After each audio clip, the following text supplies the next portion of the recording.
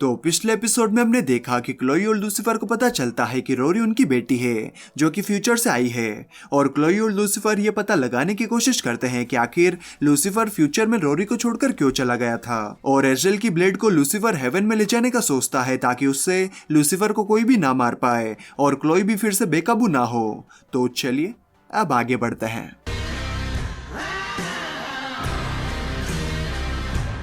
तो एपिसोड की शुरुआत में हम देखते हैं कि हैरिस और अमीना डील ड्यूटी कर रहे होते हैं और उसकी ड्यूटी का आज पहला दिन है। ओडेन अचानक से बोलकर अमीना डील को डरा देता है। ओडेन उससे बातें करने लगता है तो अमीना डील उसे वहां से जाने के लिए कहता है। तो हैरिस को लगता है कि अमीना डील थोड़ा नर्वस है, इसीलिए वो ऐसा रिएक्ट कर रहा है। फिर उन्हें एक मर्डर की रिपोर्ट मिलती है। फिर हम देखते हैं कि लूसीफर लिंडा के पास होता है और लिंडा उससे कहती है कि उसे अभी रोरी पर ध्यान देना चाहिए कि उसे कैसा लग रहा है। तुमने उसके साथ बिल्कुल भी वक्त नहीं बिताया है तो तुम्हें उसके साथ कुछ वक्त बिताना चाहिए। फिर हम देखते हैं कि क्लोई रोरी को एक कमरा देती है उसके रहने के लिए और क्लोई रोरी से माफी मांगती है क्योंकि उसकी वजह से ही लिंडा के ऑफिस में उसके और लूसीफर के बीच में झगड़ा हुआ था। तो रोरी कहती है आपको माफी मांगने की कोई जरूरत नहीं है और मुझे आपसे कोई प्रॉब्लम नहीं है। और तभी रोरी के पास लूसीफर का कॉल आता है और क्लोई रोरी को लूसीफर को एक मौका देने के लिए कहती है। फिर हम देखते हैं कि अमीना डील उस जगह पर पहुंच जाता है जहां पर खून हुआ है केविन नाम के एक लड़के का। और अमीना डील हैरिस को बताता है कि बाथरूम में उसे 2 टूथब्रश मिले हैं जो कि शायद उसकी गर्लफ्रेंड या उसके रूममेट के हो सकते हैं और उनसे हमें कुछ जानकारी मिल सकती है।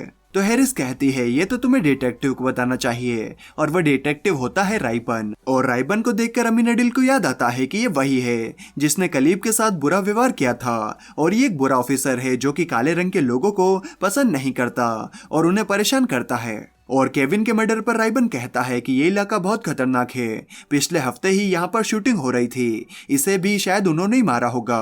और राइबन ऑफिसर्स को सिर्फ लिविंग रूम की तलाशी लेने के लिए कहता है क्योंकि उसे उस केस को सोल्व करने की बिल्कुल पड़ी ही नहीं होती। तो अमीना डील उसे बताता है कि उसे बाथरूम में भी तलाशी करवानी चाहिए क्योंकि वहां पर 2 टूथब्रश थे और खिड़की और हैंडल लॉक भी टूटे हुए थे, शायद वहां से कोई अपनी जान बचाकर भागा हो। लेकिन राइबन उसकी बातों को मजाक में उड़ा देता है और हैरिस अमीना डील को लेकर बाहर जाती है और उसे कहती है कि अगर तुम्हें अपनी जॉब प्यारी है तो कभी भी राइबन के सामने मत बोलना क्योंकि वो हमारा बॉस है। तो अमीना डील कहता है लेकिन वो एक बुरा कॉप है और वो ठीक से काम भी नहीं कर रहा। तो हैरिस उसे कहती है मैं भी पहले तुम्हारी तरह थी और इसीलिए 10 साल काम करने के बाद भी मैं आगे नहीं बढ़ पाई, तो तुम्हें बस अपने काम से काम रखना चाहिए। फिर अमीना डील जाता है एला के पास और क्राइम सीन के बारे में बताता है और उसे वहां पर जाकर जांच करने के लिए कहता है और ये बात उन दोनों के बीच में ही रखने के लिए कहता है और एला उसकी मदद करने के लिए तैयार हो जाती है। और फिर हम देखते हैं कि रोरी आती है लूसीफर के पास और वहां पर लूसीफर रोरी को एक एक करके क्रिसमस के बहुत सारे गिफ्ट्स देता है क्योंकि फ्यूचर में लूसीफर रोरी को क्रिसमस पर कोई भी गिफ्ट नहीं दे पाया था। और अमीना डील क्लोई के पास आता है और उसे बताता है कि एला को क्राइम सीन पर खिड़की के पास खून के धब्बे मिले और एक फिंगरप्रिंट मिला जो कि मिकिला विलियम्स का है। तो तुम्हें क्या लगता है कि इसका मर्डर से कोई लेना देना है या नहीं? तो क्लोई कहती है लगता तो है। और अमीना डील क्लोई को राइबन के बारे में भी बताता है और ये भी बताता है कि उसने एला की मदद से बिना राइबन की परमिशन के जांच की है। और क्लोई ये पता लगाने की कोशिश करती है कि राइबन पर रिपोर्ट्स होने के बाद भी आखिर उसे प्रमोशन कैसे मिला। और क्लोई से अमीना डील को पता चलता है कि हैरिस को प्रमोशन मिला था लेकिन उसने उसे रिजेक्ट कर दिया। फिर अमीना डील केविन की पड़ोसन लोरेटा के पास आता है केविन के केस के बारे में पूछताछ करने के लिए और उसे पता चलता है कि केविन के पहले उस घर में सैम नाम का लड़का रहता था जिसका गैंग के साथ कनेक्शन था और मिकिला और केविन एक दूसरे से प्यार करते थे और एक साथ रहने लगे थे। और लूसीफर रोरी के साथ ड्राइविंग पर जाता है और रोरी ऐसी गाड़ी चलाती है कि लूसीफर को लगता है कि आज वो नहीं बचेगा।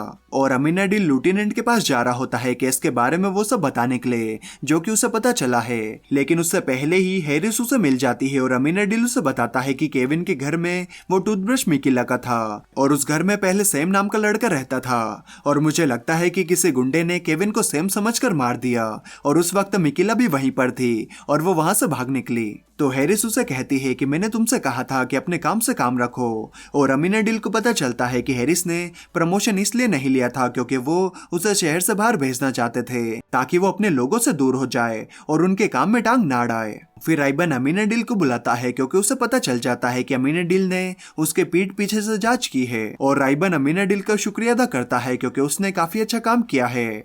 और राइबन कहता है कि मैं पहले जैसा नहीं हूँ, मैं बदल चुका हूँ, लेकिन वो अभी भी कमी नहीं होता है क्योंकि वो केविन के खून का इल्जाम मकीला पर ठोकना चाहता है और बताता है कि मिकीला का गैंग से कनेक्शन था। तो अमीनाडिल कहता है लेकिन वो तो उसके स्कूल की बात है और उस बात को 10 साल हो चुके हैं। लेकिन राइबन उसकी नहीं सुनता और उसे वहां से भेज देता है और लूसीफर रोरी को पार्टी देने के लिए अपने क्लब में लाता है और मेज भी वहां पर होती है और लूसीफर रोरी के लिए गाना भी गाता है, लेकिन रोरी को वो बिल्कुल भी पसंद नहीं आता और रोरी कहती है आप चाहे कुछ भी कर लें लेकिन आप उन दिनों की कमियों को नहीं भर सकते जब आप मेरे साथ नहीं थे। तो लूसीफर कहता है फिर मैं क्या करूं, रोरी तुम क्या चाहती हो। तो रोरी ये कहकर वहां से चली जाती है कि आप मुझे अकेला छोड़ दो और लूसीफर को इस बात से बहुत बुरा लगता है। फिर हम देखते हैं कि अमीनाडिल हैरिस को कहता है कि ये सब मेरी गलती है, मेरी वजह से ही एक मासूम ब्लैक लड़की पर खून का इल्जाम लग गया।